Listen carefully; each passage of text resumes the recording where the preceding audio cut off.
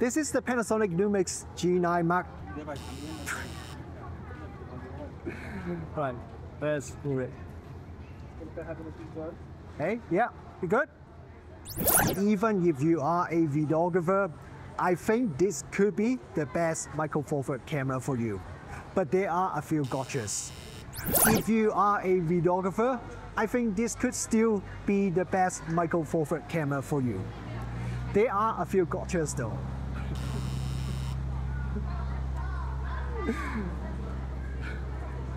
That's fine. Just wait. Just wait. 1 second. I had to put it into the the ending.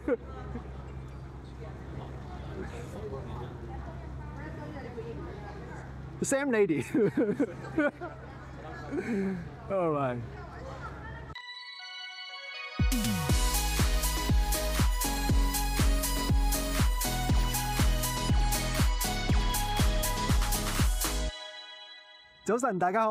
This is the Panasonic Lumix G9 Mark II, the successor to the Panasonic Lumix G9 that was released 5 years ago.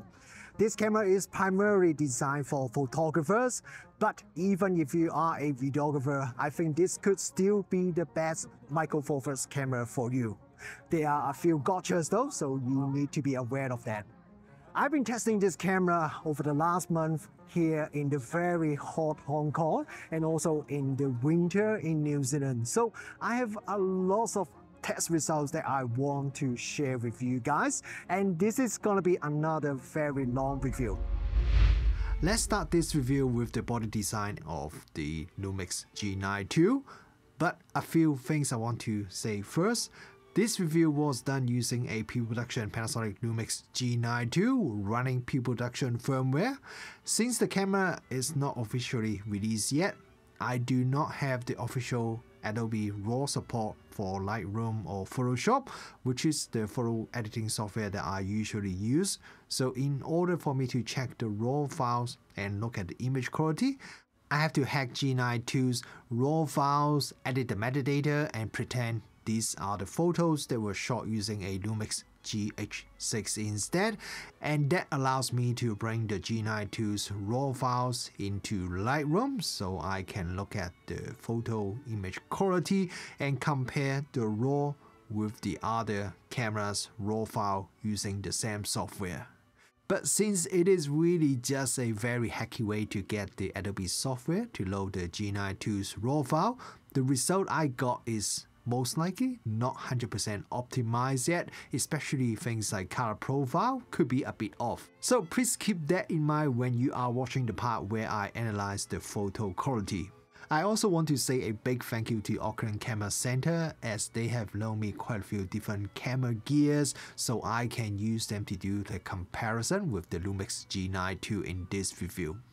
Okay, now let's get back to the review and talk about the body design. These days, I quite often will hear people say the size of the micro four thirds cameras are getting bigger and bigger, and just like full frame cameras.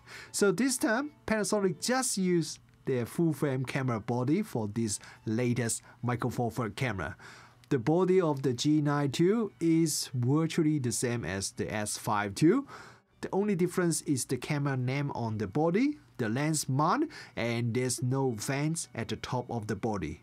But otherwise, the G9 II's body is identical to the S5II, and the funny thing is, it means the G9 II is actually a little bit smaller, thinner, and lighter than the Lumix GH6. I myself really like the S5II's body. I found the size, ergonomics, and layout are all very good, no matter it's just for everyday casual use or for professional use. So since the G9 II has the same body, the camera feels really comfortable and easy to use. The G9 II's body feels solid, and it is a weatherproof camera as well. Its magnesium alloy body is dust and splash resistant. And once again, I have tested this camera under many different weather conditions. It rained a lot when I was in Hong Kong, so the camera got soaked completely quite a few times, and there was absolutely no problem at all.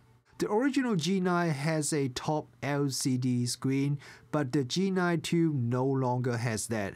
I would really like Panasonic to keep that, and I was even hoping they would use the big beautiful screen from the Lumix S5II on the G9ii II, so I'm a bit sad that there's no top LCD screen anymore. But because there's no top LCD screen, we do have more room at the top of the camera. So we have two dials at the top. One is the usual PASM and custom mode dial, and the other one is for choosing different photo modes. This is different to the original G9, which has a double-decker dial design, which does offer the same kind of mode adjustments. But having two separate dials is easier to use, especially if you want to change the mode setting very quickly.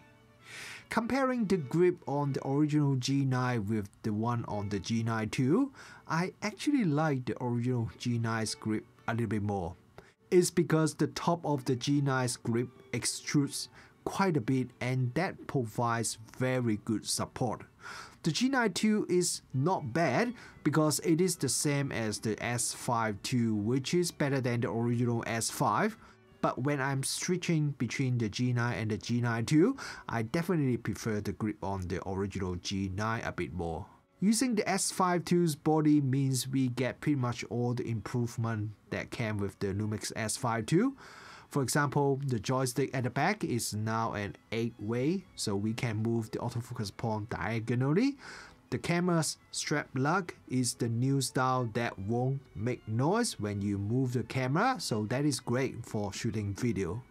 At the back of the camera, we have a 1.8 million dots tilty flippy LCD screen, which is one of the best screens for a camera in this class.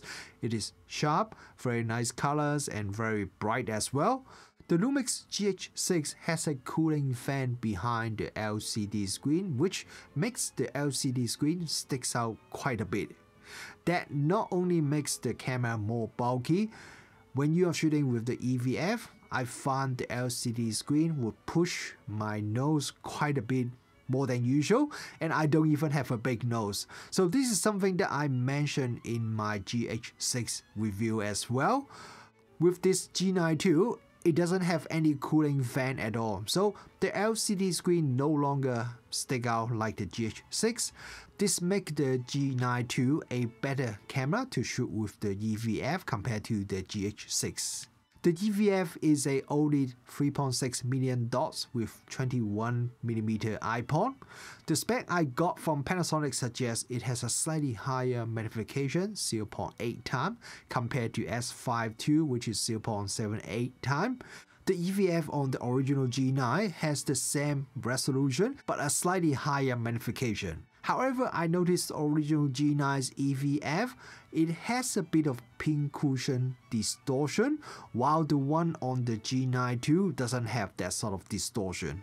So the resolution of the EVF on the G9ii II is good, but it's not the highest resolution. The OM system OM1's EVF is 5.7 million dots and 0.83 times magnification, so that is larger and higher resolution than the G9ii II, and that is the same resolution as the Fuji's X-H2. But when I switch between these three cameras, the difference is really quite small. They are all high resolution and sharp enough. I have to look really hard at some of the diagonal lines or the letters or numbers that is displayed on the EVF, and then I see some tiny difference. But if someone do a blind test with me, to be honest, I may not be able to tell which camera has the higher resolution and larger EVF. The Lumix G9ii II has dual SD card slots, and both of them are the same fast UHS 2 type. So as long as you use the same type of card in both slots, you won't be slowed down by one of them. There's one thing that I really like about the GH6 but is missing on the G9ii II. With the GH6, when the camera is still writing data to the card, and if you open the card door, the camera will beep to warn you not to remove the card until it finishes writing all the data to the card. With the G9ii II, there is no warning beeping sound. There is the red LED to warn you instead. But depends on how you hold the camera, there is a chance that you may not even see that flashing red LED. So I really prefer G6 beeping sound, as you definitely won't miss that unless you are shooting at somewhere that is extremely noisy. The Lumix G9ii has pretty much all the input and output ports that you can think of. Full-size HDMI port, fast USB-C port that can also be used for recording as well. We also have the microphone jack, headphone jack, and a remote port. The only thing that is missing is the flash sync port that is available on the original G9. The battery for the G9ii is the same as the one for the S5II, which is also the same for the original S5 and the GH6. I find the battery life pretty okay. When I was in Hong Kong, that I basically shoot very long hours the whole day. I shoot a lot of video and photos every day. I would usually use 2 batteries and that would last me whole day. You can use the USB-C port to charge or even power the camera using a PD power source that can output 9V 3A. You do need to put a battery inside the camera even when you are connecting to a PD power source. Now, one advantage, I think that's a big advantage of having the exact same body design as the S5II is, the accessories designed for the S5II would also fit on the G9ii. I tested the S5II's cages from Small Rig, Tilter, and Condor Blue, and they all fit and work perfectly on the G9ii. I had the Small Rig cage fitted on the G9ii all the time during my trip to Hong Kong and Shenzhen, and I really like it. It's such a small cage, so doesn't really make the camera any bigger, more bulky, but it allows me to attach my wireless microphone and another accessory onto the camera at the same time. I can also directly attach the camera onto the tripod using the cage built-in Arca Swiss mounting plate. Remember to watch my S5II cages review if you haven't already, as everything I said in that review will also apply to the G9ii. It is the same for all the other accessories as well, like underwater housing, L bracket, etc. With the release of the G9ii, there are now 3 Lumix cameras sharing the exact same body, so it means there should be even more third-party accessories in the market that would be suitable for this camera in the future. In terms of G9ii's controls and the user manual, it is the very typical Lumix style. So if you are a Lumix user, especially if you have used one of the latest Lumix cameras, you will find everything very familiar. Well, or virtually identical if you have a S5II or S5IIX. The manual system design is great and very responsive, no matter you're using the touch screen or the physical controls. The button layouts are really sensible. By the way, if you are new to Lumix cameras, I have recently uploaded a video that talks about some of the best features that you should know about Lumix cameras. For example, do you know most of the buttons on the camera can be customized by just long pressing the button? So if you are new to Lumix cameras or want to learn more about it, remember to watch that video after you finish watching this review. Anyway, G9ii's manual system is almost identical to the S5II, but Panasonic has made a few small changes to it. For example, when you press the AF mode button, you can now easily see and select what subject detection mode that you want to see, while with the previous Lumix cameras, you have to go to a very different screen to change that. Now, these are not really huge changes, but still good quality of life improvement for the camera. I haven't used the original G9 for a while, but I used it again this time when working on this review, and I then realized how much the user menu has changed over the last few years. Fundamentally, the design is still the same, but there were so many small changes and improvements. So now going back to the original G9, its manual system definitely look and feel a bit dated. When the S5II and the S5IIX was released, I heard quite a few people complain about the grip that was originally designed for the S5. It's not 100% perfect for the S5II and asked Panasonic to create a new grip for the S5II. So Panasonic has also released a new battery grip, DMW-BG1 for the G9ii, which allows you to use an additional battery for your G9ii. The battery grip is splash and weather resistant, just like the G9ii body, so you don't have to worry about using this battery grip when you have to shoot under bad weather condition. This new battery grip has a 8-way joystick, which matches the new 8-way joystick on the body. There's a lock switch for you to lock the dials and buttons on the battery grip. Apart from not having a dedicated video record button, this battery grip offers the same buttons and dials just like the body. So if you shoot photo in portrait orientation a lot, this battery grip would be quite handy. For those of you who have really big hands, adding this BG1 grip also make the grip on the camera a little bit bigger. Because this new battery grip is designed specially for the G9ii's body, so the shape fits the G9ii's body perfectly. If you have a S5II, S5IIX or even the original S5, this grip will also work on those bodies as well. Okay, now let's talk about autofocus. I think ever since I start reviewing camera here on YouTube, in pretty much every single one of my Lumix camera review, I see comments like the Lumix cameras has great features, great value for money and great image quality, but the camera is let down by its autofocus system. Well, this has now changed when Panasonic released the S5II and S5IIX, as they were the first Lumix cameras that uses face detection PTAF autofocus system that combined with the contrast-based DFD autofocus system. And the result was really good. I certainly won't say it's the best autofocus system or it's perfect. There are still areas that need polishing or improve.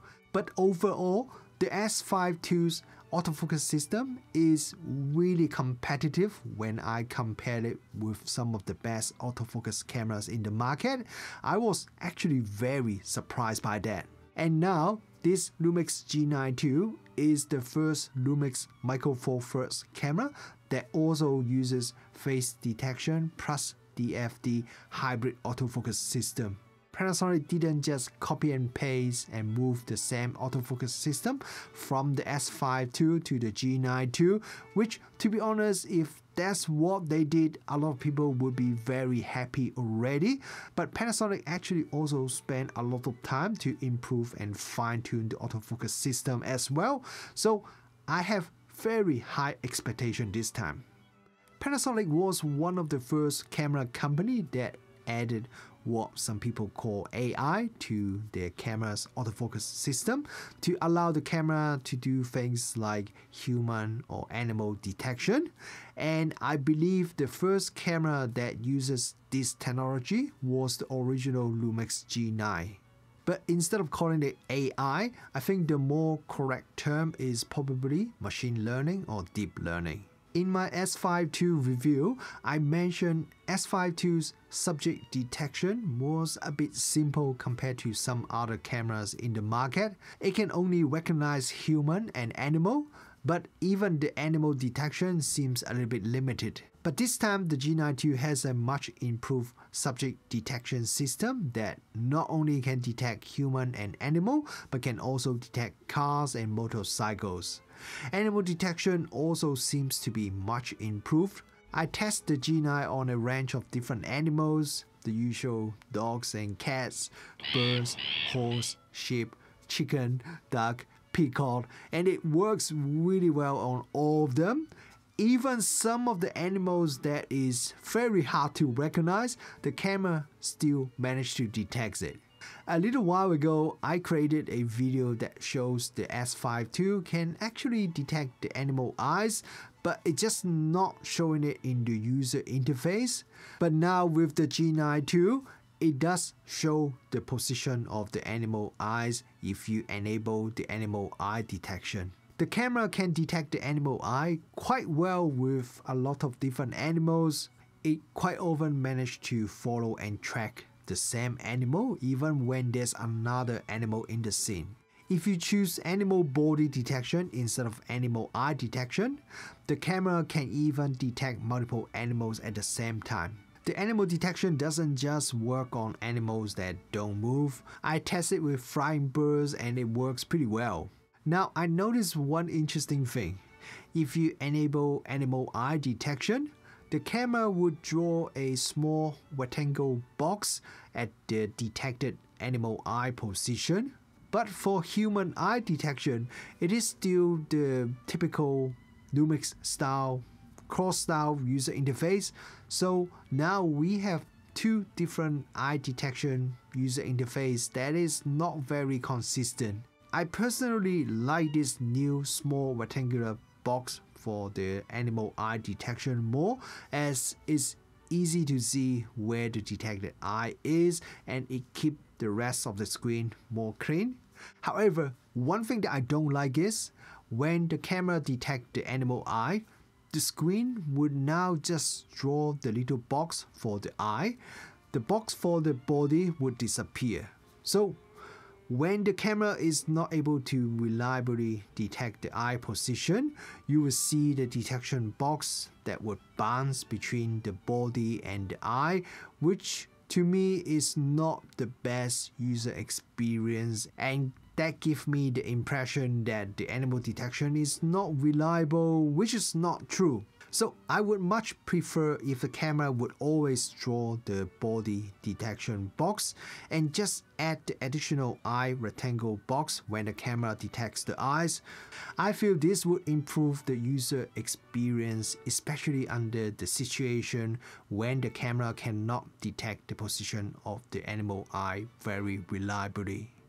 But anyway, being able to detect and recognize a subject is one thing. Whether the autofocus can actually focus on the recognized subject is another thing. But I'm glad to say the actual continuous autofocus performance of the G9ii II is very good. Here is a sequence of photos that are shot with the G9ii II with the new updated Leica 100-400mm lens. It was actually the first time that I went out with the G9ii II, so I wasn't sure what sort of autofocus setting would work well, and I was just trying out all the different settings. So anyway, with this sequence, I was shooting with the animal detection and the autofocus setting is set to set 2. I am not a bird photographer at all, so my ability to track and follow my subject is pretty terrible, as you can see in this set of photos, but the autofocus result is really good. Here is another set of photos. Similar setup. This one is more challenging because the bird was flying towards me, not parallel to the camera. So this is really testing the autofocus system, and I think the result is very good. Previously, if you're shooting photos in APS-C mode with a Lumix camera that rely on contrast detection only, you may see some pausing effect even when your subject is not moving, as the camera need to constantly adjust the focus slightly and check if the focus need to be readjusted. That doesn't cause any real issue, but it is a bit distracting, especially when you are looking through the electronic viewfinder. But now with the face detection added to the G9ii II's autofocus system, that pausing effect is no longer there.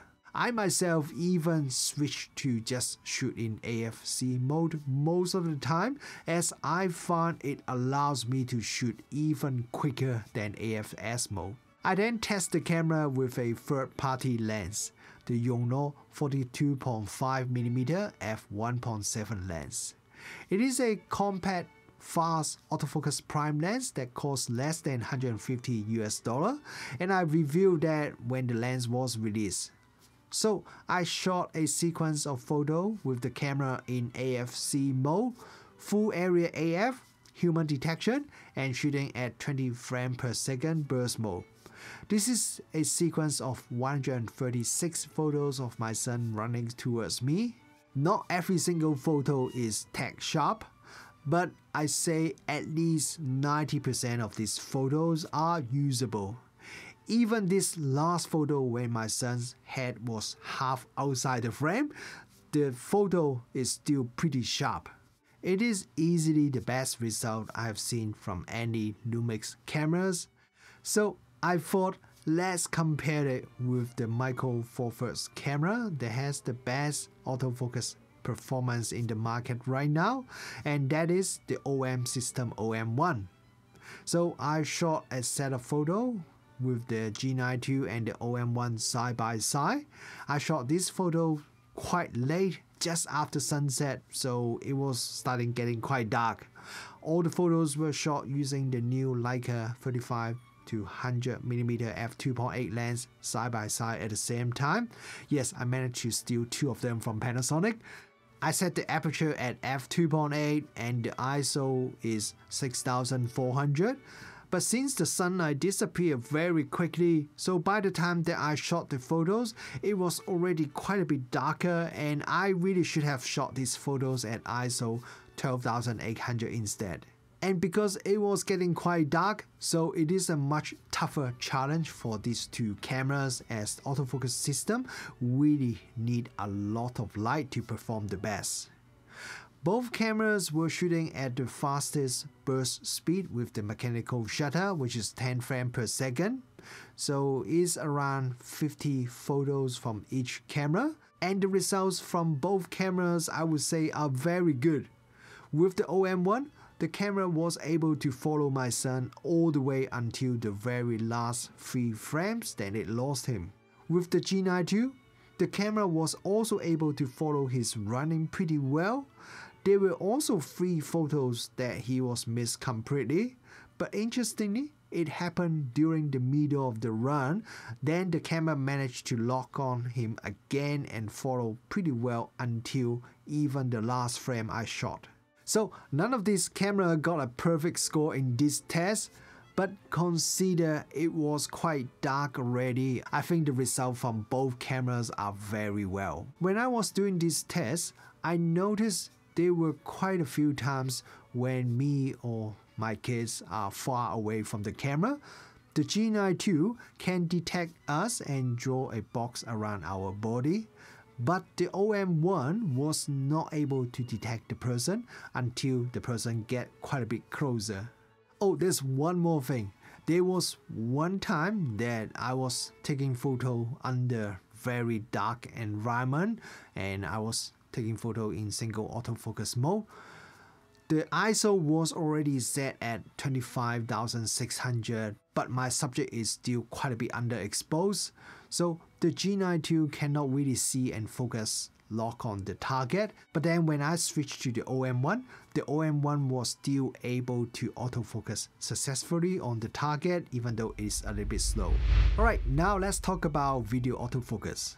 So most of the things that we just talked about in the photo autofocus session would also apply to the video autofocus.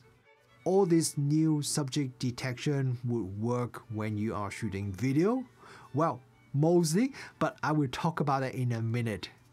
When I was in Hong Kong and Shenzhen, I shot a lot of video using the G9ii, and I shot pretty much all the video using full area mode with human detection. So that's the laziest autofocus setting that you can choose. Basically, that means I tell the camera to do everything for me and I don't give you any input. So that's also the hardest setting for the camera to get it right. A lot of video was vlogging style, that I was walking around and pointing the camera towards me and towards other people, and I was moving, everyone was moving.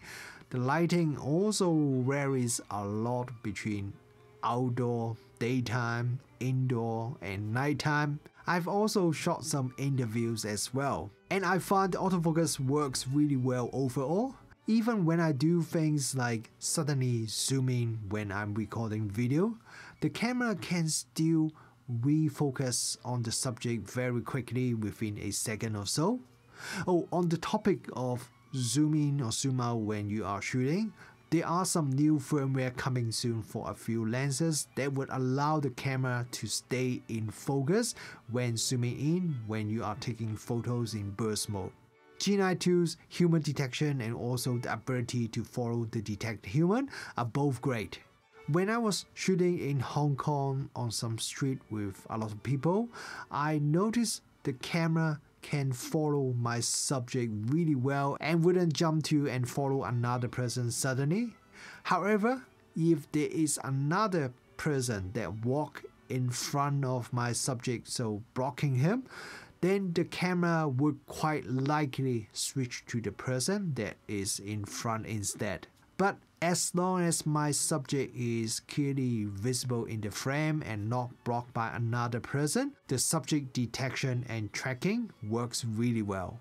So now let's have a look at some of my more controlled side-by-side tests. First, the original G9 versus the G9 II. I have the new Leica 35-100mm f2.8 lens on both cameras, and I shot this comparison video at 70mm f2.8 to get more shallow depth of field. You can easily see the big improvement that comes with the G9 II. The G9 II's autofocus is very responsive but yet very smooth. With the G9 or other previous Lumix camera that only rely on DFD contrast detection, when the camera is tracking a moving subject, from time to time there would be a brief moment that the camera wasn't sure if the focus is continue changing in a certain direction or not, so the focus transition would pause a little bit. It may not be very obvious if you just look at the subject, but if you look at the background, you may notice that. With the G9 II, this doesn't happen anymore. The focus transition is a lot smoother when following a moving subject. Alright, let's check out this autofocus test that I compare the G9 II with the GH6. I think it's very easy to see the G9 II's autofocus performance is just much better than the GH6. It is a lot more responsive. The G9 II follows my movement pretty much perfectly. Even when I change the GH6 to shoot at 4K 60, its autofocus performance is still nowhere as good as the G9 II.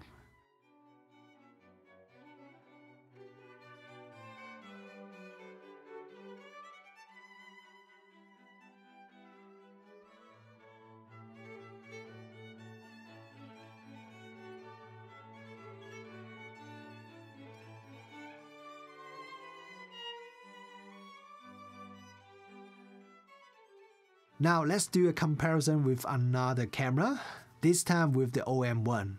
The OM1 also uses a hybrid autofocus system with PTAF face detection. I was expecting the two cameras to have very similar autofocus performance, especially after I have done the photo autofocus test, which the OM1 did very well. But this time, the G9 II performs much better than the OM1. The OM1 follows my movement quite a bit slower and not quite as smooth. When I suddenly jump out from the frame, the OM1's focus would pause when the focus is halfway transitioning from foreground to background, and then it finishes off the transition after a brief moment. There's also a bit of overshoot as well. I'm not too sure if it's because of the lens that I use on the OM1 is a Panasonic lens, but I don't have two identical Olympus or OM system lens that I can use to retest this.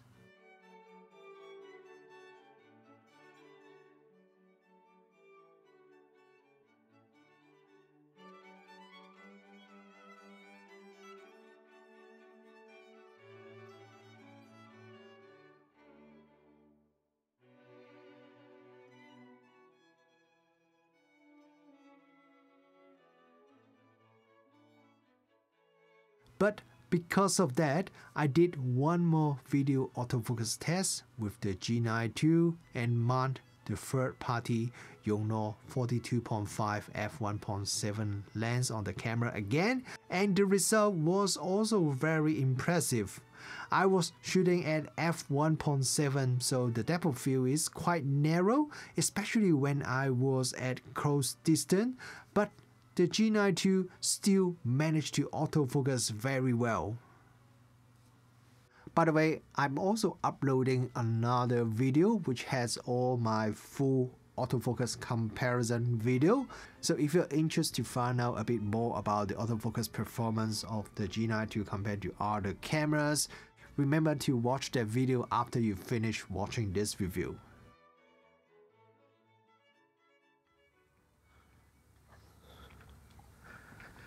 So overall, I am pretty impressed by the video autofocus performance of this Lumix G9ii II.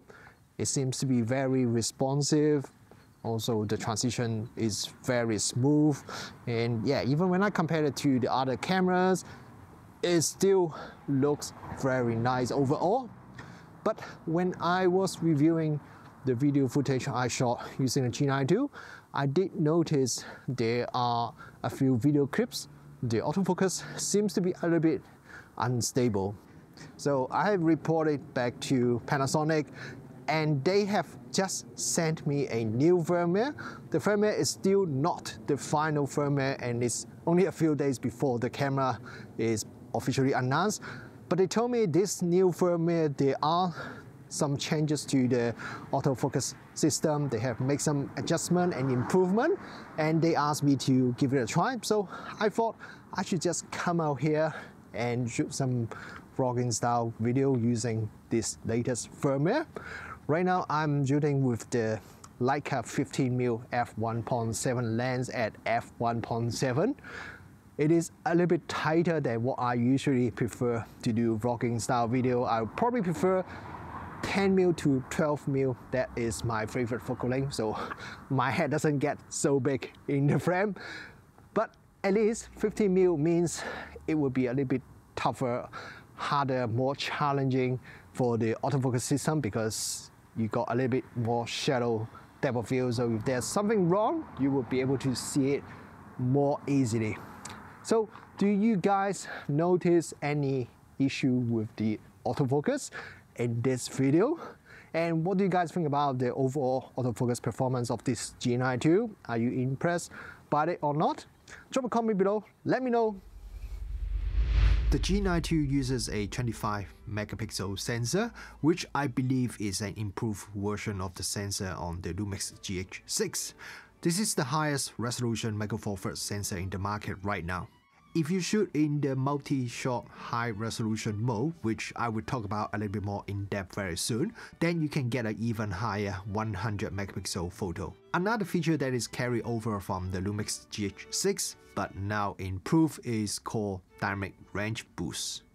This feature basically means the data from the sensor is read out and processed by two different analog circuits, one for preserving highlights and one for preserving shadow details. By combining the results from these two analog circuits, it would increase the dynamic range of the captured photo or video and also improve the image quality as well. The Lumix GH6 also has this dynamic range boost feature, but Panasonic has made some improvement to the sensor, so it can now be enabled from the base ISO, while previously with the GH6, you have to increase the ISO to some certain value before this feature can be enabled. However, there are still a few limitations on when the dynamic range boost can be enabled. If you are shooting video, the frame rate has to be 60 frames per second or slower. You cannot enable this feature when shooting photos using the super high speed burst mode, or the shutter speed is slower than 1/15 second when shooting photo depending on the ISO. If you want to shoot action photos, you can use this super high speed burst mode and shoot up to 60 frames per second with continuous autofocus, or 75 frames per second with single autofocus using the electronic shutter. and that will still give you the full resolution JPEG or RAW or both output. If you prefer to shoot with the mechanical shutter, then the maximum burst speed is 10 frames per second with continuous autofocus or 14 frames per second with single autofocus. A big benefit of shooting in the super high speed burst mode is you will get no EVF blackout at all between frames. If you shoot with the mechanical shutter instead, then you will get blackout between frames. The super high speed burst mode using the electronic viewfinder would allow you to track any fast moving subject a lot easier and a lot better. The camera has a 200 frames buffer when you are shooting in the super high speed burst mode. It doesn't matter if you're using a super fast SD card or a very slow one, it's still 200 frames buffer. That means if you're shooting at the SH75, which means 75 frames per second, you get about 2.67 seconds of buffer. And shooting at SH60, 60 frames per second, you get about 3.3 seconds of buffer. And if you shoot at SH20, you get 10 seconds of buffer. So the main difference between using a slow and fast memory card is how fast the camera can write the data from the buffer onto your memory card, and that means how fast you can get more buffer to shoot more photos. So I've done a bit of testing using a pro grade 64GB V90 SDXC card with 250MB write speed. It's a reasonably fast but not the fastest SD card, and I compared it with a much slower Lumix V30 card. With the Pro Grade V90 card, it would take approximately 1 minute 24 seconds to write all the 200 photos buffer in RAW and JPEG format to the memory card. If I switch to the Lumix V30, then it would take 7 minutes 32 seconds, which is about 5 times slower. So if you are planning to shoot a lot of photos using the super high speed burst mode, I would highly recommend you to get some fast memory card, or you would just be standing there waiting for the camera to write all the photos from the buffer to your memory card, as the camera can take a lot of photos very quickly when you choose one of those super high speed burst mode. If you shoot in the normal burst mode, then using a faster card would allow you to shoot more photos. When I shoot in the high-speed burst mode using mechanical shutter, so that is 10 frames per second, using the Pro Grade V90 card, the camera can shoot in full speed for 234 RAW photos before it will slow down. So that's about 23 seconds of buffer shooting at 10 frames per second. When I switch to the Lumix V30 card, then the camera will start to slow down after 170 RAW photos. So it's still not bad, as it's about 17 seconds of shooting at 10 frames per second, but it is noticeably shorter than when I was shooting with the faster V90 card. Another feature that a lot of photographers will love is the pre-burst shooting. When you enable this feature, as soon as your finger half press on the shutter button, the camera will start continuously capture full resolution photo to the camera's buffer. And once you fully press the shutter button, it will then save out the sequence of the photo just before you click the shutter button. This is an extremely useful feature for wildlife photographer or sports photographer, as you basically just half press the shutter and wait for that special moment to happen, and then you just need to fully press the shutter after it happened, instead of having to predict the moment and click the shutter right before it happens. This feature was also available on the original G9, but with the G9, you only had 0.4 seconds of pre-capture buffer. Now with the G9ii, you can choose between 0.5 second, 1 second, or 1.5 seconds. So you have more choice and the buffer is longer. When you combine it with the super high speed frame rate, you can capture more than 100 photos over a 1.5 seconds period, and that just makes this feature a lot more useful, a lot more versatile, a lot more easier to use when shooting those hard to predict moments in real world. Now, While the super high-speed burst mode and the pre-capture mode are great, there are a few trade-offs that you need to aware of. First, when you're shooting with these modes, you have to use the electronic shutter. So you have all the limitations that is typically associated with shooting photo using the electronic shutter. For example, rolling shutter. Even though the G9ii II does try to compensate that by applying the rolling shutter distortion correction to the output, another limitation is that dynamic range boost feature is not enabled when shooting in any of this super high speed burst mode or the pre-capture mode, so it does have some impact to the photo's dynamic range, especially when you want to do some extreme processing. But to be fair, for most photos, you may not even notice the difference in the dynamic range unless you have to do some crazy processing to your photo. And in my opinion, it's much better being able to capture the best moment but with a little bit less dynamic range or a bit of rolling shutter than missed the perfect moment. Just like the original G9, the G9ii II is primarily great for photographers, so most of the new features and changes have a very heavy photo focus. But then it is a Lumix camera, so I don't think anyone will be surprised when I tell you the G9ii II is actually a really great video camera as well. The full Vlog, not the Vlog L, is enabled by default, and Panasonic claims 13 plus stop dynamic range. The G9ii II is primarily a 10-bit video camera, but you can still shoot in 8-bit if you want.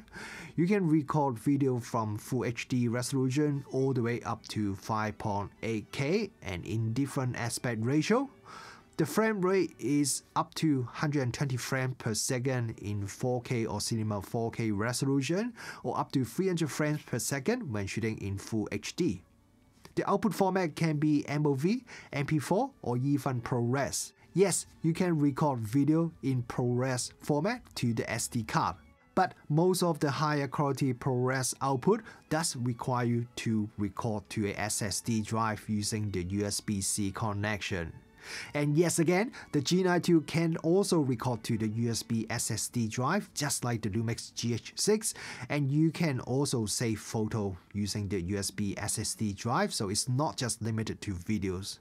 The dynamic range boost feature that I mentioned earlier on would also be available for video recording, and it does help improve the dynamic range and also image quality of the video. Here is a quick example to show you the effect of dynamic range boost feature using a GH6.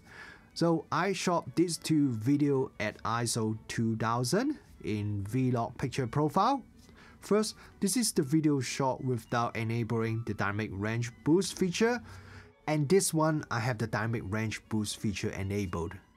If we zoom in and look a little bit closer, you can see there is a bit more highlight information when the dynamic range boost feature is enabled.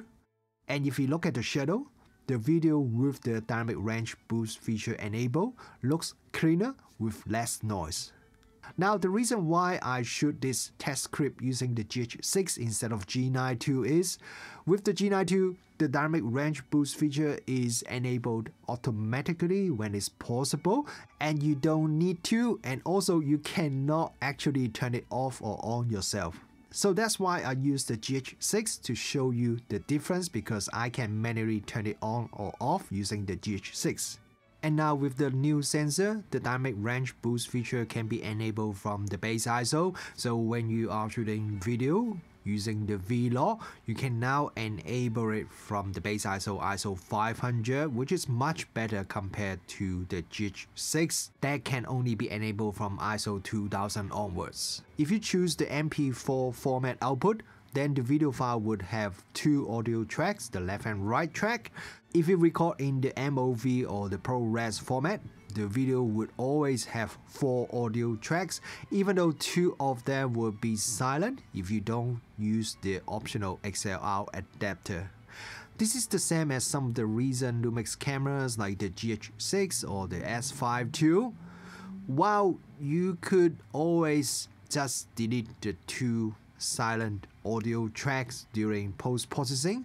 In practice, it is a bit annoying as it just adds extra steps to the editing workflow, and when I'm editing my video, those two extra audio tracks would always mess up, override the audio from my other video clips, and that has happened many times in the past, so that is a bit annoying. I would really hope Panasonic can do something about it, maybe let the user to choose, or just don't output those two silent tracks when the user doesn't have the optional XLR adapter attached to the camera.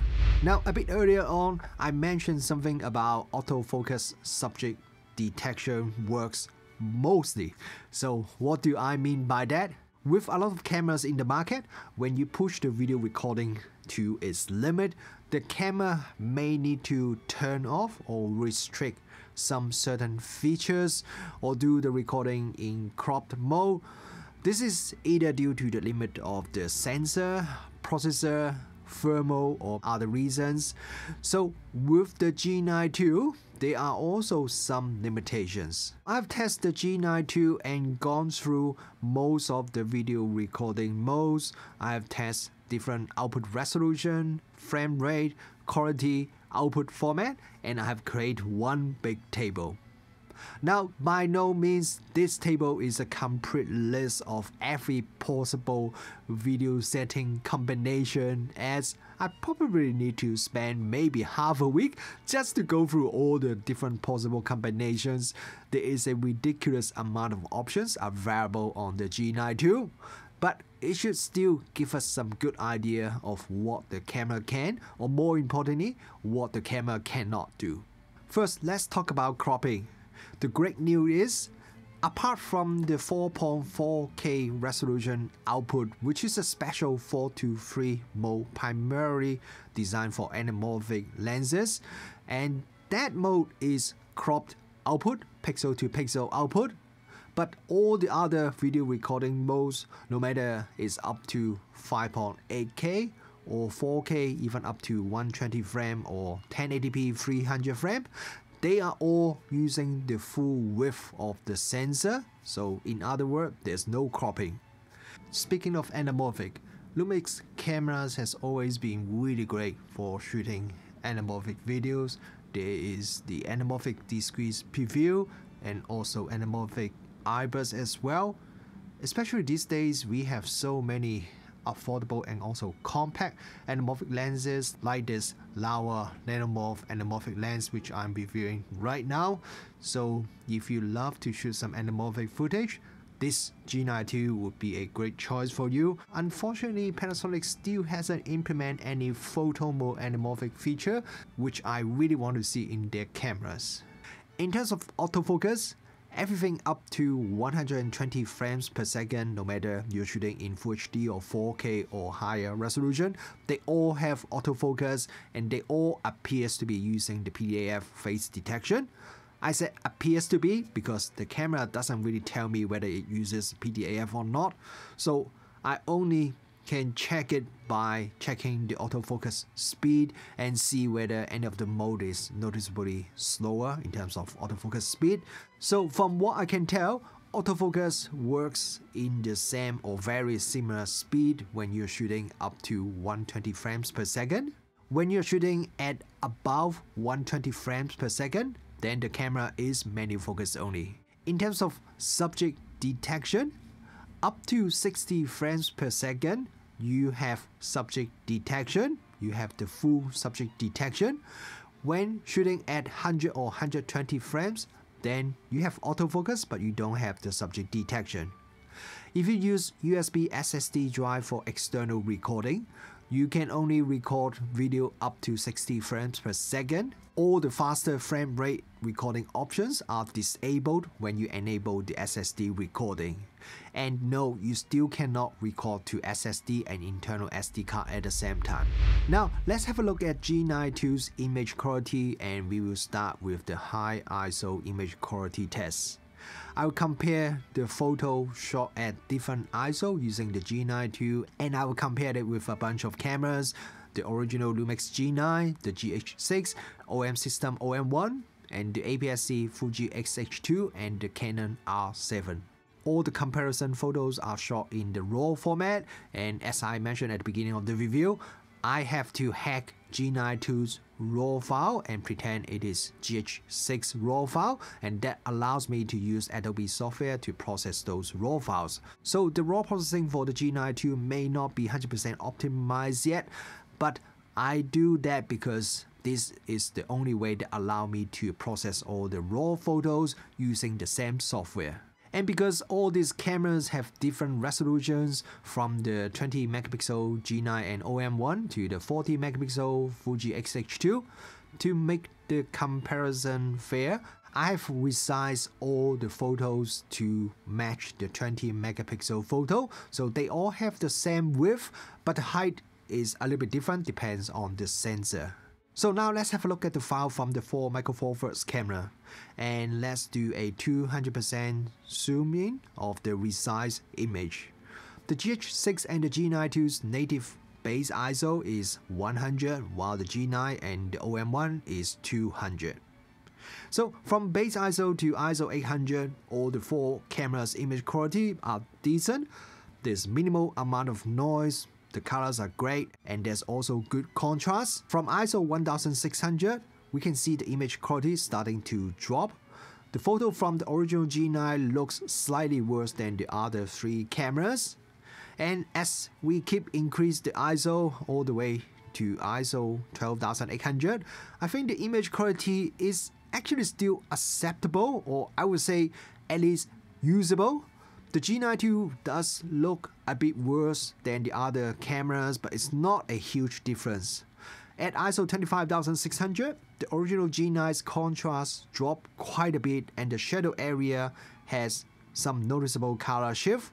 The images from the other 3 cameras have slightly better quality than the G9, but I don't really see much difference between the G9ii, GH6 and the OM1. I feel the image from all these 3 cameras are still usable, acceptable at ISO 25600. Now I want to mention one more thing is the OM1, you could go even higher ISO all the way to ISO 102,400, while the 3 other cameras' maximum ISO is only 25,600. However, I do wonder if OM1's ISO 51,200 and 102,400 is more a marketing thing rather than the sensor actually has 2 extra stops of usable ISO than the other cameras. So I did one more test. I shot one photo with the G9ii and one photo with the OM1, both using the same lens, same aperture setting and the same shutter speed. The OM1 was shot at ISO 102,400 and the G9ii was shot at ISO 25,600, which means the G9ii is 2 stops underexposed compared to the OM1. So I import both RAW files into Lightroom, and you can see the G9ii photo is definitely quite a bit darker, more underexposed compared to the OM1. So I push the exposure of the G9ii photo by 2 stops in Lightroom, but I leave all the other settings unchanged. Now, after this 2-stop push, the brightness or the exposure of these photos are virtually the same. If we compare the image quality, both photos, they both don't look very good at all, very noisy and low contrast. The G9ii photo seems to retain a little bit more color information, but at the same time, there is also a little bit more chroma noise. However, I do notice some noticeable banding issue on the OM1 photo when I don't really see that on the G9ii photo. So I would say the G9ii photo is slightly better quality overall, but the difference is quite small. Its interesting OM system allows users to shoot up to ISO 102,400 with the OM1, but Panasonic seems to be a lot more conservative and limits their camera at ISO 25,600. But from this test, I can tell you, if you decide to get the G9ii instead of the OM1, you are not really losing the 2 stop of the top ISO, as you could always just shoot at ISO 25,600 and push 2 stops in post and get very similar result to the OM1. Now let me compare the G9ii II with the two APS-C cameras, the Fuji X-H2 and the Canon R7. From base ISO to ISO 800, there is very minimal difference between these three cameras, and the image quality remains very decent. As we increase the ISO, we're starting to see more noise and the image quality is starting to drop. But even at ISO 3200, all the photos still look alright. The R7 and X-H2 can go up to ISO 51200, but since the G9ii II's maximum ISO is 25600, so let's have a look at the image quality at ISO 25600. I would say G9ii II's image quality is a bit worse than the other two cameras. Its contrast is a little bit lower. The color information is also not quite as good, but we do still have most of the fine details on the G9ii II photo. The Canon R7 is quite similar to the G9ii II, but marginally better in terms of image quality. The Fuji X-H2 looks a little bit better than the two other cameras, but once again, there isn't a huge difference. It just seems to be slightly cleaner and has slightly better contrast. So yeah, it's not really a big difference. I thought the difference between the G9ii II and these two APS-C cameras would be bigger as the sensor size is a little bit different. When I set up the scene for the high ISO comparison photos, I purposely make part of the scene completely overexposed while another part of the scene was much darker. The reason was that I want to see what these raw photos would look like if I push or pull the exposure by a large amount during post-processing. So I picked the photo shot at the base ISO for each camera, and some of them are ISO 100 and some will be ISO 200. And this is the photo that I shot with the G9ii II, but the photo from the other cameras would look pretty much the same as well.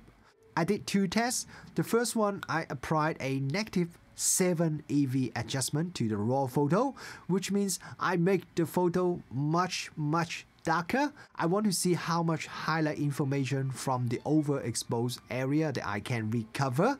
And the second test, I did the opposite. I applied a +7 EV adjustment to the raw photo. I pushed the exposure by this massive amount and see how much shadow details I can recover, and also what the image would look like after such crazy adjustment. First, look at the photos after the -7 EV adjustment. We managed to recover quite a bit of highlight details from the overexposed white box. None of the camera can recover all the highlight details. Surprisingly, the RAW from the original G9 managed to recover the most amount of highlight details. The OM1 is almost just as good. Then it is followed by the G9ii II GH6. Surprisingly, the APS-C R7 and X-H2 performs the worst in this test. But the difference between all these cameras is really small in this test. So let's have a look at the +7 EV test, and then maybe we can see the whole picture. This is the result after we push 7 EV in post with all the raw photos. With all these 6 cameras, I would say the G9ii II performs the best in this test. If you look at the shadow area under the dash, where that sliding track is, it recovers the most amount of shadow details there. The image is also the cleanest overall, with no obvious bending, there's no strong color cast. I can also still see all the details quite easily. The second best would be the Canon R7, followed by the Fuji X-H2. They are both pretty good, just not as good as the G9ii II. The X-H2 has a bit of minor bending issue, but it's not very obvious. After that will be the GH6. I don't see bending, but there's quite a bit of magenta color cast, but otherwise it's still not bad. Then it will be the original G9. It can recover a bit less shadow details than the other cameras, and there's also a lot of chroma noise. But the worst will be the OM1. If you look at the area under my desk, you can see the least amount of shadow details there. There's also a very strong magenta color cast in the whole photo, and there is also some very noticeable bending in the photo as well. So overall, if we consider the results from both the -7 EV and the +7 EV test, I think the best overall camera in this dynamic range test would be the Canon R7 and the Lumix G9 II. Arguably, the G9 II is the best overall. The worst performance would be the OM1. I believe the OM1 is the only camera in this group that has a stack sensor, and it performs the worst overall in this dynamic range test. I guess it suggests one of the weaknesses of the stack sensor would be the dynamic range. Okay, now let's have a look at the video quality, and we will first compare the video quality of the Lumix G9 II with the original G9, GH6 and the OM system OM1. Here are my test videos shot with all these 4 Micro Four Thirds cameras. All videos were shot at 4K 30, standard color profile and using the same lens. White balance was set to daylight, and let's zoom in at 200% so we can see the difference a little bit easier.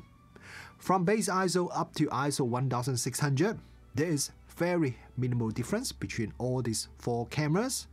At ISO 3200, I'm starting to see a bit of noise, especially in the shadow area. This is most obvious with the original G9 and also OM1. The G9 II and the GH6 both have least amount of noise, and then as we increase the ISO until we reach the maximum ISO for video recording, which is 12,800, the original G9 is really showing its age as the video becoming quite noisy. The contrast and colors are both not as good as the other 3 cameras. The OM1 is a little bit better, but it also has a lot of noise. However, it can still maintain most of the small details, so it's still not bad.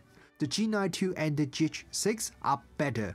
There is less noise, the video looks cleaner, they retain the color information better, and also all the small fine details are pretty much still all there. I don't really see any noticeable difference between the G9 II and the GH6 at the maximum ISO. And now let's compare the G9 II with the 2 APS-C cameras, the Fuji X-H2 and the Canon R7. From base ISO all the way to ISO 1600, there is virtually no difference between all these cameras in terms of image quality. All these cameras output very decent quality video even at ISO 1600. From ISO 3200 onwards, I'm starting to see some small difference. The Canon R7 has slightly better image quality, it has a little bit less noise, and the video is just a little bit cleaner than the other 2 cameras. The Fuji and the G9 II are very similar even at ISO 12,800. I would even say the G9 II is slightly better than the Fuji, even though the amount of noise and details they manage to retain are very similar. But if you look at the gray background or the dark gray boxes on the color checker, there is quite a bit of chroma noise from the Fuji, while the G9 II, there isn't that much of those nasty looking noise. So if I have to choose between these 2, I would choose the G9 II over the Fuji. But anyway, I think the difference in this high ISO comparison is really not that big. I thought the 2 APS-C camera with the larger sensor would give them more noticeable advantage, but even when I do this side-by-side controlled comparison at 200% zoom, the difference is still not really that obvious. And another thing is, because Micro Four Thirds usually you have more depth of field when you're shooting at the same aperture, so that means with the Micro Four Thirds camera, you can actually shoot at a faster aperture, and therefore you can lower the ISO, providing you do have a lens that is faster, and that means you could actually get better video quality than the 2 APS-C camera if you have to shoot under low light. With the G9 II, when you are shooting video in 4K, the image sharpness is the same no matter what frame rate you are shooting at. So it doesn't matter you're shooting at 24, 25, 30 or even all the way up to 120, the image sharpness is exactly the same. However, once you go above 60 frames per second, then the dynamic range boost feature will be disabled. Because of that, the dynamic range will be a bit lower. If you compare the video shot at 4K 120 to another 4K video shot at the normal frame rate, the 4K 120 shot has a little bit more noise. The contrast would also drop a little bit, and there's also a bit of color cast in the shadow area as well. The difference is not huge, but if you look at them side by side, you can see the difference. When you're recording in full HD resolution, the image quality is also very good. Now, of course, the 4K footage would capture more details than the full HD video, but the full HD video is really not bad at all. However, once your full HD video go above 120 frames per second, then there is decrease in output image quality. It seems like the camera is doing line skipping or something like that that makes the video not quite as sharp and you lose a bit of fine details. Before I continue, I just want to say a few words. Doing a camera review is always a huge project for me. For example, like this review, apart from having Peter to help me shoot the intro, everything else I do it all by myself, from testing the camera, doing research, analyzing the results, writing the review scripts, filming this review, doing the editing and all the post-processing, thumbnail design, etc. My MacBook Pro, even though it has a 4TB SSD drive, it got filled up pretty much completely by all the photos and the videos that I did when doing this review. This time is even more time consuming as I want to compare this camera with a few other cameras. So just trying to organize all the different cameras and lenses so that I can do review is already a huge task, and sometimes I just have to repeat the same test many times and with different cameras, and that is also a very tedious job, especially sometimes I made a mistake and I find out and I repeat the test again and again. So if you are enjoying this review so far, I'm just asking you to click the like button or drop a comment to support my little channel, or even better if you share it with your friends so my video would perform a little bit better on YouTube. Okay, I hope you have at least clicked the like button now, so let's continue the review. One of the major differences between this Lumix G9ii II compared to the S5II or the GH6 is the G9ii II doesn't have any built-in cooling fan. So what it means is the camera can overheat easier. But unlike the original G9, Panasonic didn't impose any recording time limit for any of the recording mode. Panasonic says the camera can do unlimited recording without overheating at 4K or Cinema 4K resolution at up to 60 frames per second, 10-bit. I spent quite a bit of time in Hong Kong and Shenzhen testing the G9ii II. It was summer over there, so the temperature is up to 35 degrees Celsius during the day, which is 95 degrees Fahrenheit. I was shooting with the G9ii II pretty much all the time, shooting photos and videos. For videos, I was mostly shooting in 4K 30, but I did also shoot quite a bit of video in 4K 120 as well. Quite often under direct sunlight in the middle of the day, and I had zero overheating issues during my whole trip. I was actually a bit surprised, as I thought I would be at the very least see the temperature warning sign when I was shooting under the sun during the middle of the day, but nope, it didn't happen at all, not even once. After I came back to New Zealand, I did a bit more testing. It's winter here, so the temperature is a lot cooler. So I warm up my room here using a heater, and the room temperature here is around 22 degrees Celsius, which is around 72 degrees Fahrenheit. I record video at 4K 60 or even 5.8K 30, and I had absolutely no overheating issue at all. Then I tried to record in 4K 120.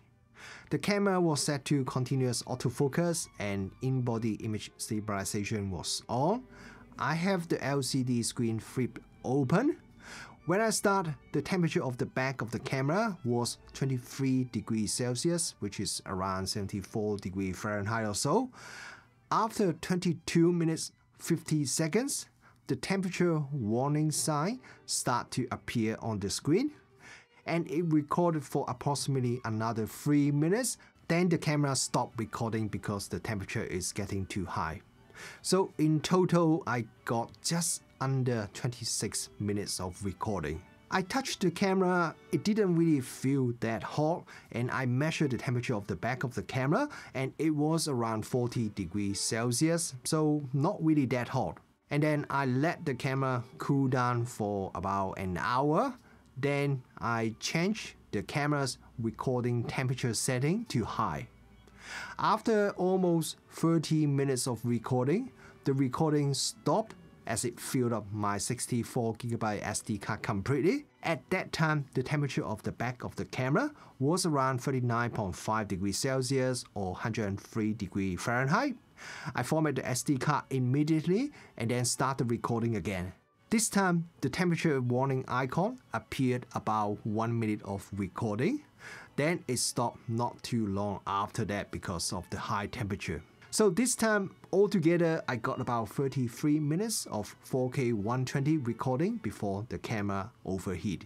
After the recording stopped with the overheat warning, I noticed I can still use most of the features of the camera. I can even take photos. I then turned off the camera, but about 30 seconds or so later, I thought, let's see how long I have to wait before I can start recording again. So I just pressed the video record button, and surprisingly, I was already able to record 4K 120 video at that time already. So it was only maybe 2 to 3 minutes since the camera stopped because of overheating, and I was able to record another 8 minutes of 4K 120 footage before the camera stopped recording again. After the camera stopped recording the second time because of the temperature, I changed the setting to 4K 30, 422 or Ultra, and I pressed the record button again. Once again, the camera allows me to record immediately, and this time I was able to record until the memory card got completely filled up. When that happens, I check the temperature of the back of the camera, and I notice it already dropped a little bit compared to the previous temperature, so it's no longer near the temperature that would overheat the camera. So the G9ii is obviously not a GH6, so it can overheat, but unless you need to shoot in 4K 120 for a very extended period of time, you really shouldn't have any overheating problem at all. The original Lumix G9 was released with a 5-axis in-body image stabilization system, or IBIS, which was rated at 6.5 stop effective, which is not bad even today. With the G9ii, Panasonic said the IBIS has been improved, so it's now 8 stops effective by itself, or 7.5 stop effective with a compatible OIS lens running in dual IS2 mode. So, a couple things first. This figure suggests the G9ii provides an extra 1.5 stop of stabilization compared to the original G9, which definitely sounds very impressive. And then one thing a bit strange is the dual IS2 figure, which is 7.5 stop, it is lower than the IBIS only 8 stop rating.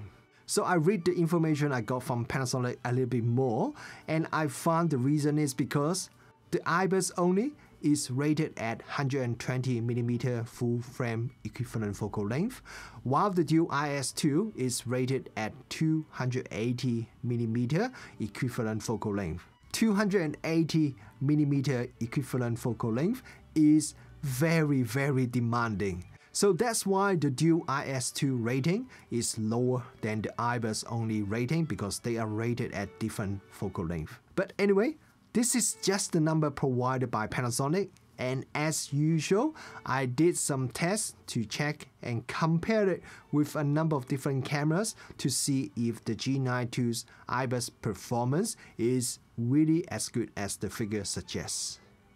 I used my usual method to test the photo IBIS performance. With each camera setup, I shot many photos at a fixed focal length, handheld, and I go through a range of different shutter speed from 1/4 focal length to much slower than that. And at each shutter speed, I shot a minimum of 30 photos, sometimes a lot more than that. I took all the photos in single shot mode using the mechanical shutter. That means I need to press the shutter for every photo. That would also allows me to notice if there is any shutter shock issue caused by the mechanical shutter at some particular shutter speed. So I went through the thousands of photos and rate them one by one and decide whether I think they are sharp or not. So let's compare the results of the G9 II with the original G9. I also did a control test using the G9 II, but I disabled all the image stabilization and I used that as the baseline figure, and here are the results. If you look at the graph, we can see the G9 II's IBIS is definitely more effective than the original G9. There is up to almost 1-stop improvement at some shutter speed, but the difference becomes smaller when the shutter speed becomes very slow. I also did another test by swapping the lens I use, which is the Leica 25mm, which doesn't have the optical image stabilizer, to the Leica 12-60mm, which has optical image stabilizer, which means I now have dual IS2 with the Leica 12-60. Interestingly, the dual IS2 result is not any better at all. Actually, my result suggests it's slightly worse, but I think the difference is just because of sampling error rather than dual IS2 is actually worse. But anyway, it seems like at the wider focal length, there isn't any improvement if you shoot in dual IS2 compared to just IBIS with the G9 II. So now let me add the rest of the test results to the graph. So we now also have the GH6, the OM System OM1, the Canon R7, and also the Fuji X-H2. The R7 is the only one that uses OIS plus IBIS because the only lens that I got does have the OIS built-in, but all the other cameras are IBIS only. The G9 II's performance is very good. As you can see, the red line that represents the G9 II is nearly always at the rightmost. The OM System OM1 performs at least as good as the G9 II overall. I would even say the OM1 is slightly better than the G9 II. It's because when I was shooting at 2.5 seconds shutter speed, pretty much all the cameras can only get at most 1 out of the 30 or so photos that I would call sharp. But the OM1, I got 6 out of the 32 photos that I think is sharp. So that is significantly better than all the other cameras I tested. One thing I noticed is when I was doing this IBIS photo test, because I was taking hundreds of photos with each camera and I took all these photos in a pretty fast pace by pressing the shutter button rapidly, I managed to fill up the buffer of most of the camera. So the camera buffer got filled up halfway through the test, and then I have to slow down and wait for the buffer to be available again. This happened with the Canon R7, the Fuji X-H2, and even the Olympus OM1. But the G9 II managed to last the whole test without having the buffer completely filled up. So if you want a camera with very deep, big buffer, you should really look at the G9 II. One thing I noticed with the S5II, and I mentioned in my S5IIX review, is the first time you power on the camera on a particular day, it could take a bit of time, around 4 to 5 seconds. This happens after you leave the camera unused for half a day or so. This startup time is much longer than the previous Lumix cameras, and this is a change to address the complaint about the Lumix S1 series cameras.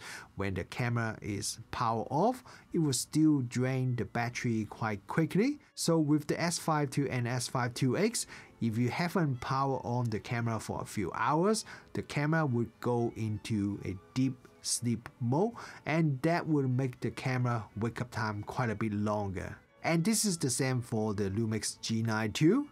I completely understand why Panasonic made this change, but I do hope Panasonic can make some more adjustments or fine-tune in this area. This slow wake-up time really annoys me a little bit. 4 to 5 seconds may not sound like a very long time, but it is actually quite long when you want to shoot immediately. Lumix cameras always have very good video IBIS performance. Recently, I was very impressed by the S5II's video IBIS performance. So let's see how does this new G9 II performs with its new IBIS system. But apart from its new in-body image stabilizer, the G9 II also has some improvements for its electronic image stabilization system. There is now a new high setting which uses a higher 1.25 crop to achieve better electronic image stabilization. The camera can also do perspective distortion correction in real time, and that would help reduce the warping effect, which can be quite obvious when you are shooting with an ultra wide angle lens, and that is just caused by perspective distortion. In typical Lumix fashion, this perspective distortion correction is done in camera as the camera is recording the video, so it doesn't require you to run some computer software later on to process it, and the result of this perspective distortion correction seems pretty effective. This is a side-by-side comparison footage. One is shot with the G9 II with the IBIS plus the electronic image stabilization, and the other video was shot with the GH6 just with the IBIS. Both were shot at 8mm focal length, so it's a very wide angle. Not surprisingly, the video from the G9 II is more stable, but if we just look at the corner and look at the building, you can see the footage from the GH6 warps quite a bit, while the footage from the G9 II, there is almost no warping at all. Some of you may know I'm not really a big fan of electronic image stabilization.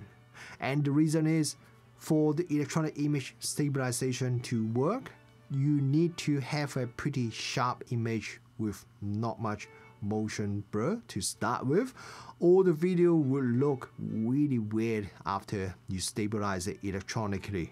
I mentioned it recently in my Candle Coolcam 3 review, as the motion blur really make the Insta360X3 suffers when shooting under low light. But even when not shooting under low light, a lot of time we want to shoot at slow shutter speed purposely to give us that more natural look, but that slow shutter speed will give you motion blur if your camera doesn't have a good IBIS or optical image stabilization system and just largely rely on electronic image stabilization. Fortunately, the G9 II's IBIS system is really good, as you see in a second, so the electronic image stabilization is only there to assist it rather than being the main focus, so I feel more okay about it. I also like the fact that the electronic image stabilization and that perspective distortion correction are processed in camera in real time as you record the video, instead of having to process it manually using a computer software later on. Okay, now we'll have a look at how the IBIS of the G9 II performs, and we'll compare it with a few other cameras. Just like in my previous reviews, I do all these comparisons with two cameras mounted on a solid rack, and I record the video at the same time. Okay, now let's start by comparing the G9 II with the GH6, which already has one of the best in-body image stabilization system that I have ever used. When both camera has dual IS enabled, at 12mm focal length, both cameras perform very well. When you look at the GH6 video, you can see a bit of sideways left and right movement, while the G9 II managed to correct most of that, so there is minimal amount of left-right movement.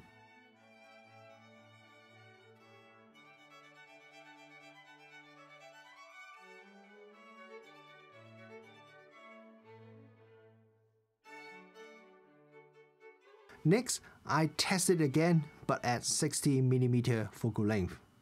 I think the G6 is still doing really well, consider it is 120mm full frame equivalent focal length, and I'm just holding the camera and walking normally. But the G9 II managed to stabilize the footage much better. There's still some jumping, but overall the image is just more stable than the G6.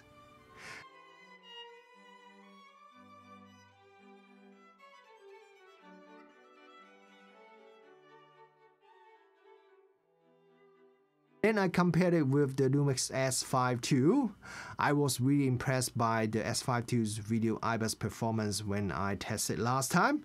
So I compared this two camera at 24mm equivalent focal length, and that is just with the IBIS. I would say both cameras are very similar. There are a few moments that I think the S5II actually does better than the G9 II. However, when I did the second test at 120mm equivalent focal length with dual IS2, the G9 II now performs much better than the S5II. The video from the G9 II is much more stable. And then I compared the G9 II with the OM1. The first one I did the test at 9mm focal length, IBIS only. I have rewatched this comparison video many times. I think the results from both cameras are very similar. However, when I look at the second test that I did at 25mm focal length, which is 50mm full frame equivalent, this time I think the G9 II does quite a bit better. The video from the G9 II just looks quite a bit more stable than the video from the OM1. Then I compared the G9 II with the two APS-C cameras. First, compared it with the Canon R7. This time, both cameras have a lens with optical image stabilizer, so it's IBIS plus OIS or dual IS2 for the Lumix G9 II. At 24mm equivalent focal length, I feel the Canon is slightly better than the G9 II. The video from the R7 is more stable, while the G9 II does look a little bit more bouncy. Interestingly, for my second test at 120mm equivalent focal length, this time the G9 II does look more stable again. I remember when I did the S5II review, I compared the S5II with the Canon R6II, and I wasn't really impressed by the Canon R6II's image stabilization result. But this time, I have to say I'm very surprised by the result from the Canon R7, because I did use a lens with optical image stabilizer, and I don't have another RF lens that doesn't have optical image stabilizer, so I don't know how much of that result is from the lens and how much is from R7's IBIS, but no matter what, the final result from the Canon R7 is pretty impressive. Then the last test I compared it with the Fuji X-H2. I did the test at 50mm equivalent focal length and just IBIS only. The G9 II is much better than the Fuji. To be fair, the result from the X-H2 is not the worst that I have seen, but it's just nowhere as good as the Lumix G9 II.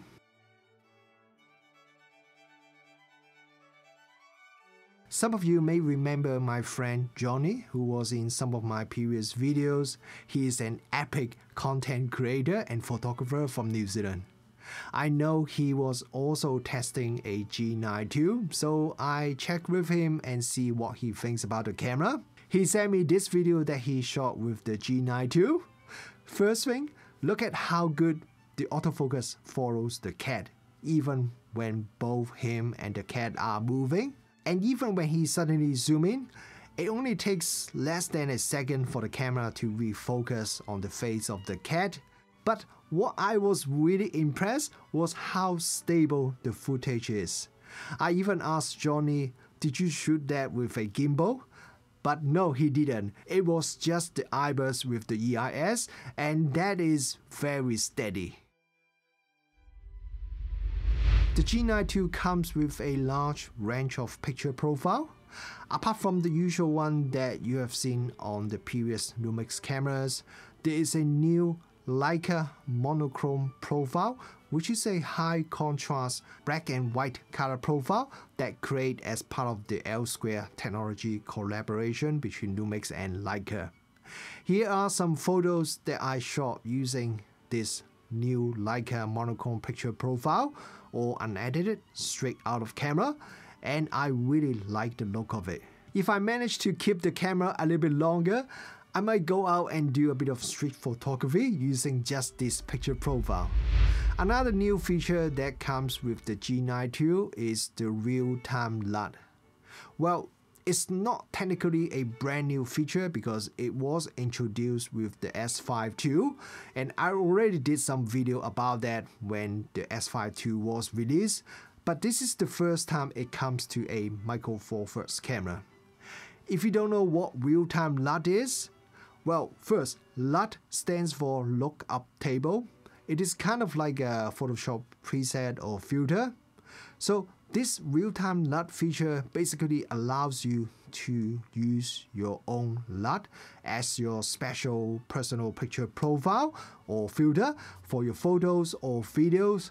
You can save up to 10 of your own LUTs onto the G9ii, and you can use this real-time LUT features to do color correction or simulate the color from another brand. But for photographers, the most interesting usage is probably to set up one of the My Photo style picture profile and apply your own creative LUT to create your own personal photo style.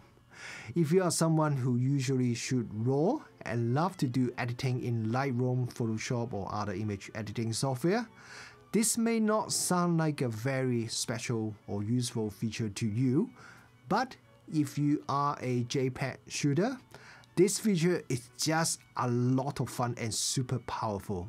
There are thousands and thousands of LUTs available on the internet, so you have basically unlimited amount of photo style that you can create on your camera, and you can choose the LUT and combine it with any of the standard picture profile to create a special look that you like. And if you shoot in RAW plus JPEG, but you don't really like the initial result, you can reprocess the photo in camera, and you can choose a different LUT, or you can change your base picture profile, or you can tweak some of the settings. There are a lot of different adjustments that you can choose, and by doing that, you can fine-tune your photos and get better results. One of the in-camera settings that you can change is film grain. Enabling that will give you some very nice looking grain effect that looks like you are shooting film. But for some reason, you can only choose the film grain setting if your base picture profile is a black and white profile. I can't choose film grain if I choose any of the color based picture profile. I'm not too sure if there is a technical reason why is it like that, but if there isn't any technical limitations, Panasonic, can you please make a firmware update to allow the film grain also be enabled when I choose a color picture profile? That would allow the real-time LUT feature to be even more powerful, as user will be able to create their film simulation with grain effects. I myself, I'm a RAW shooter and I do enjoy editing my photos, but I do also enjoy shooting JPEG from time to time and do no processing at all. It's a bit like shooting film, but it's much cheaper. Before I went to Hong Kong last month, I have created some LUTs myself and I saved them on the G9ii. And I did a bit of street photography in Hong Kong using the real-time LUT feature, applying my own LUT. I will be uploading a separate video sharing my street photography photos that I shot in Hong Kong.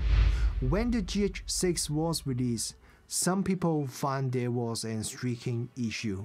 Basically, if you are shooting a high contrast scene, then you may see some horizontal lines in your footage.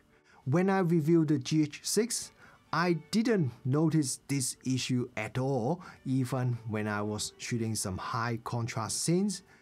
It's because for it to happen, you need a scene with very well defined vertical high contrast area for you to see this effect. This is an example that you can see the streaking issue with the GH6. You can see that on the right side in the shadow area, but even on the left side, there is still a bit noticeable. However, if I rotate the light box a little bit, then the result would become a lot less noticeable. This issue is most noticeable when you are shooting with the dynamic range boost feature disabled. If we enable dynamic range boost, then it will be a lot less noticeable. Now, since the G9ii sensor, I believe, is based on the GH6 sensor, so has Panasonic fixed this issue or not? Well, let's have a look at my test result. First, this is the video I shot with the GH6. I enabled the dynamic range boost, so the streaking issue is not as noticeable, but you can still see it. Now, this is the same video that shot with the G9ii. The camera settings are exactly the same. I even used the same lens. The streaking is much improved, almost not noticeable. Because the G9ii does have the auto dynamic range boost feature, so this shot we are seeing now should have the dynamic range boost enabled, just like the GH6. So what about if we shoot without dynamic range boost? I shot the video at 4K 120 to force the camera to not enable dynamic range boost. Actually, shooting at 4K 120 is what a lot of people did when they noticed this issue with the GH6. Now with this setting, I see the streaking effect a little bit more, but I feel it is quite minor and it is much better than the GH6 with the dynamic range boost enabled.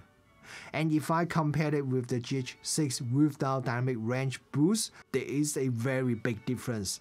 When I was doing this test, I was curious, so I shot a video using the Fuji X-H2, and I can also see the streaking issue with the X-H2, and the streaking seems to be even more noticeable than the G9ii. So after seeing the result I got from the Fuji X-H2, I would say while the G9ii I cannot say is 100% no streaking at all, but it's probably as good as it could be.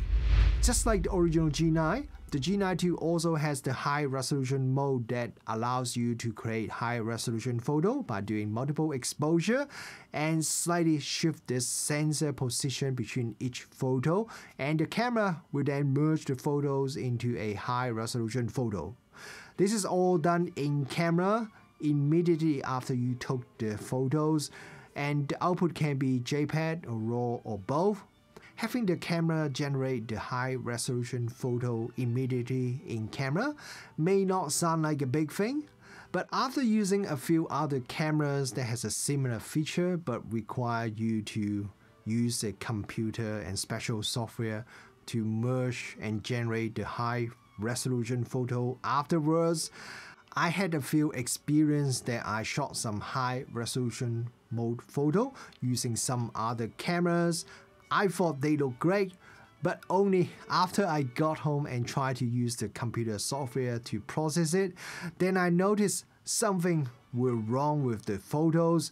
Maybe the tripod was moved a little bit, so the software failed to create that high resolution photo for me. And I didn't know that until I got home, which means if I do really want that photo, I have to travel all the way back to the same place. But with camera like the G9ii, I won't have that problem because I can always check my result just a few seconds after I took it, and if something's wrong or not optimal, I could always just retake the photo immediately. With the original G9, The high resolution photo output is 80 megapixel. And now with the G9 II, since the sensor resolution is increased to 25 megapixel, so the high resolution photo is now 100 megapixel. But there's another new thing. With the original G9, if you want to take the high resolution photo, you always have to use a tripod just like most other camera in the market. But the G9 II has a handheld high resolution mode which allows you to take the high resolution photo without using a tripod. Interestingly, with the tripod mode, the camera would take 8 photos then merge them together, but with the handheld mode, the camera would take 16 photos. The slowest shutter speed you can choose when shooting in high resolution mode is 1 second, like the previous Lumix cameras. Once again, I'm not too sure if there is a technical reason why there is such a limit. If there isn't, I would really like to see slower shutter speed being possible, as that could be really useful for taking landscape photos. Now let's see the result of the high resolution mode. Here are 2 photos shot with the G9 II. One is the normal 25 megapixel photo and one is the high resolution 100 megapixel photo. But I resized the high resolution photo back to 25 megapixel to allow us to compare them easily. First thing I noticed is, even though the photo was shot at ISO 200, the high resolution photo is just a lot cleaner. By no means the normal photo is noisy, but the high resolution photo is just very clean. Even after I downscaled it to 25 megapixel, the high resolution photo still resolve a lot more details than the normal photo. And the fine details also look more natural as well. And another thing that is not really noticeable in this photo but I noticed in some other photo is, sometimes when there is moire pattern in a normal photo, the high resolution photo can usually get rid of that or minimize it a lot. When shooting high resolution mode on a tripod, there's another setting you can select, that is how the motion blur is processed. Mode 1 means motion blur that happen in between different exposure will appear as normal motion blur in the final output. While if you choose Mode 2, the camera will try to minimize motion blur happen between different exposures. This is very useful as you can choose between these 2 mode settings and you can control the look of the image when the scene you're shooting is not completely static. If we look at the result from the handheld high resolution mode, I think the result is somewhere in between the normal 25 megapixel photo and the tripod mode high resolution photo. The output is cleaner and with less artifacts, like if you look at the metal roofing spatulas words on the side, but it is not as sharp or clean as the tripod mode photo. So yes, I think it's still a good improvement, but if you do have a tripod, then use it for the best high resolution mode result. The OM system OM1 also has the high resolution mode as well as the handheld high resolution mode. For the OM1, the tripod mode output is 80 megapixel and the handheld mode is 50 megapixel. So both are a little bit lower resolution than the G9 II, on paper at least. So let's compare the actual result, as we know number doesn't really tell us the full story. So let's compare the handheld high resolution photo from the G9 II with the photo from the OM1. I shot all these comparison photos using the same lens and same camera settings. I resized the photo from the G9 II to 50 megapixel for easier comparison. Looking at both photos side by side, the OM1's output is cleaner with less noise. But on the other hand, the G9 II resolves more details and a bit sharper, but there's a little bit more noise. One very noticeable difference is, if you look at that little tree, the photo from the OM1 has a lot of motion blur, so the tree is not sharp at all. While the shot from the G9 II, the camera uses its motion blur detection and that minimizes the blur. And let's look at the result from the tripod mode. Both tripod mode photos are definitely much sharper and resolve a lot more details than the normal photo. I've resized the photo from the G9 II to match the resolution of the OM1. And when I compare the G9 II's tripod mode photo with the OM1 tripod mode photo, the result is very similar to what we just saw with the handheld mode. The photo from the OM1 is cleaner with less noise, but the G9 II photo is sharper and it resolves more details. And once again, if we look at that tree, we can see the same difference when it comes to motion blur.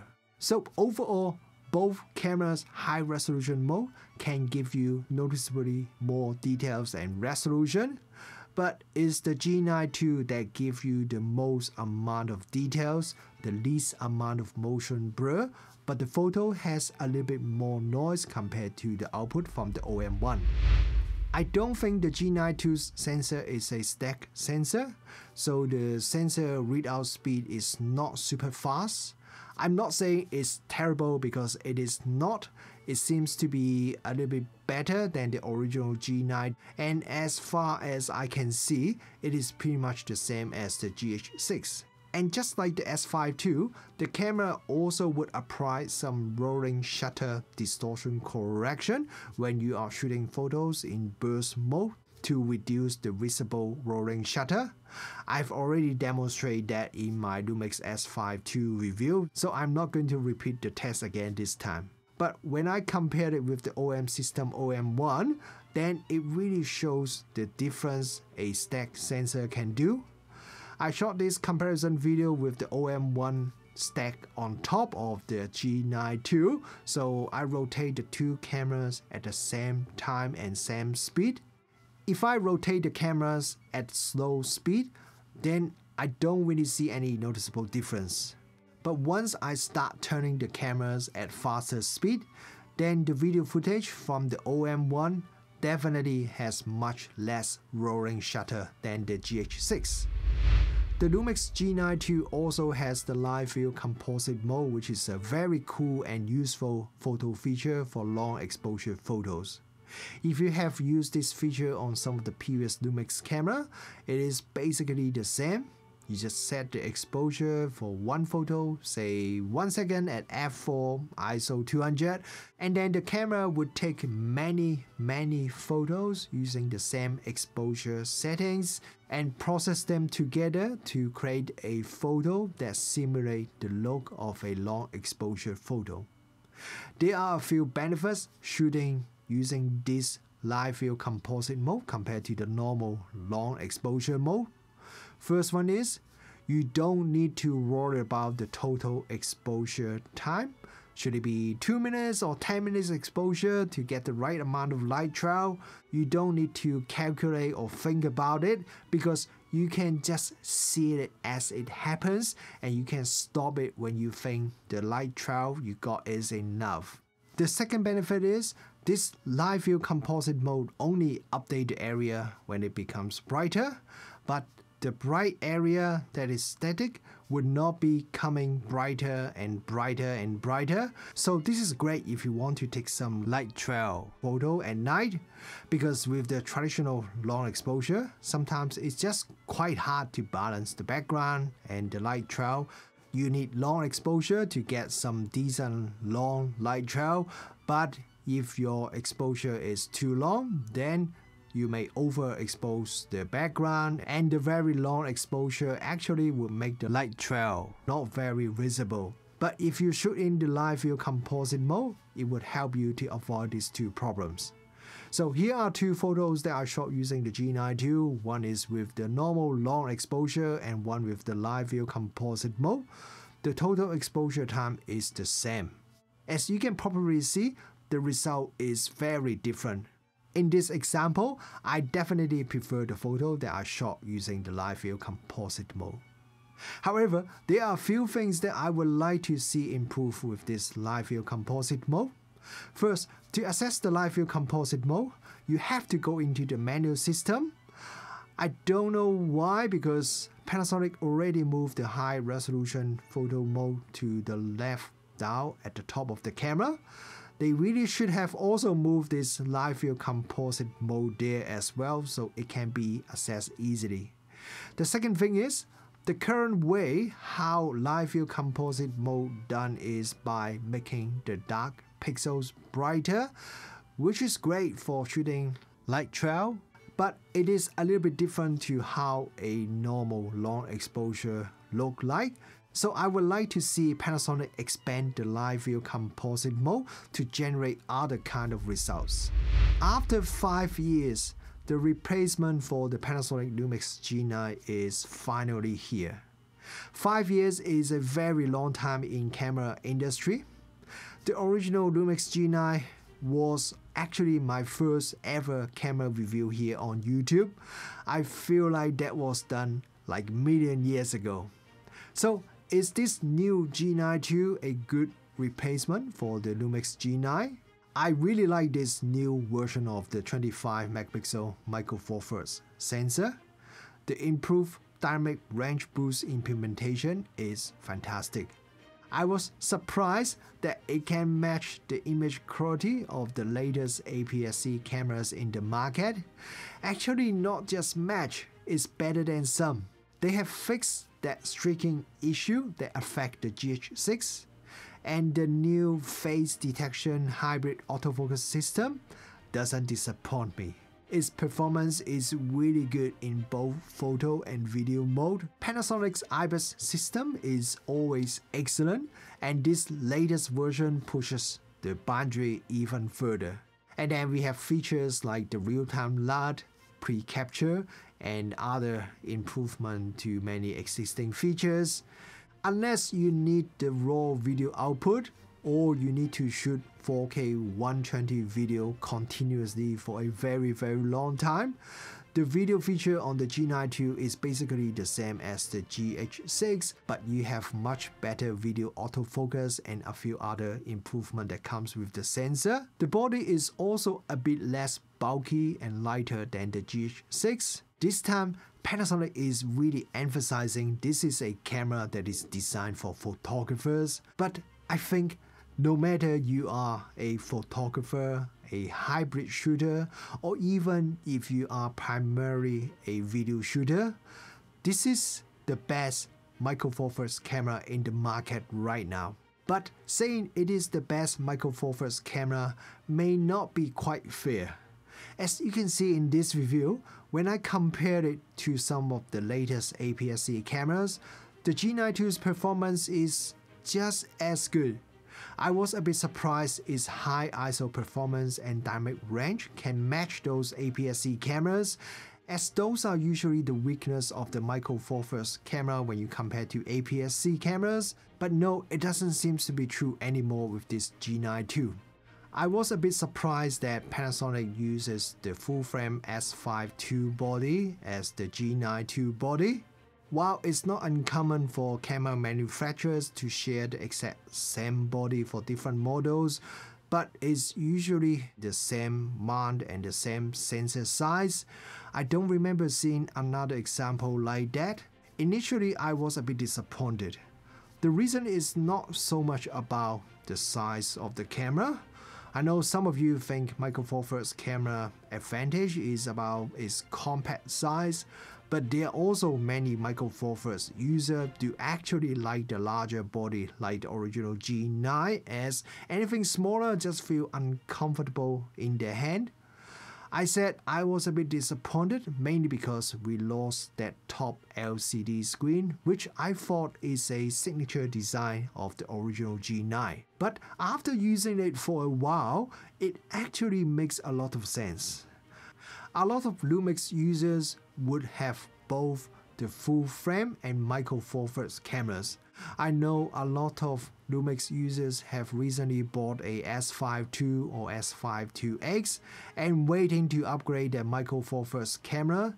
So with the G9ii sharing the same body, it means if you have both the G9ii and a S5II or S5IIX, apart from lenses, which is different for these two mounts, you can share pretty much everything else. The battery, the cage, the battery grip, You can also easily shoot with both cameras at the same time, as the controls are exactly the same between these two cameras, so you don't have to fight your muscle memory when you are swapping cameras. When I went to Hong Kong and Shenzhen, I carried the G9 II with the Leica 12-60, the new Leica 100-400, and a 2x teleconverter with me. So it gives me full frame equivalent coverage from 24mm to 1600mm focal length. Now there's a bit of gap in between, as I have nothing between 120 to 200mm full frame equivalent focal length, but it's just such a small and lightweight setup that I can carry with me every day or in my backpack, and I still got room to carry a lot of other things. 1600mm. Yes, I carry a 1600mm focal length setup in my backpack with me, and I walk up to 10 hours on a hot summer day. I'm not too sure whether it's because the G9 II uses pretty much the same S5II camera body, and also a lot of the new features came from the S5II, and I've been using the S5II a lot since it was released. So when I am reviewing and testing the G9 II, it lacks some of those very exciting brand new camera feeling that I usually have when reviewing other cameras. But to be fair, there are also many new improvements and changes that comes with the G9 II. For example, the new sensor with the improved dynamic range. The autofocus system is also improved even compared to the S5II. So the end result is, the Lumix G9 II is one of the most versatile, feature-rich camera in the market right now, no matter you are a photographer, hybrid shooter, or even videographer. So will you be interested in getting this Lumix G9 II? And how many of you actually watch this review all the way to the end? Please drop a comment below and let me know if you made it all the way to the end of this super long review.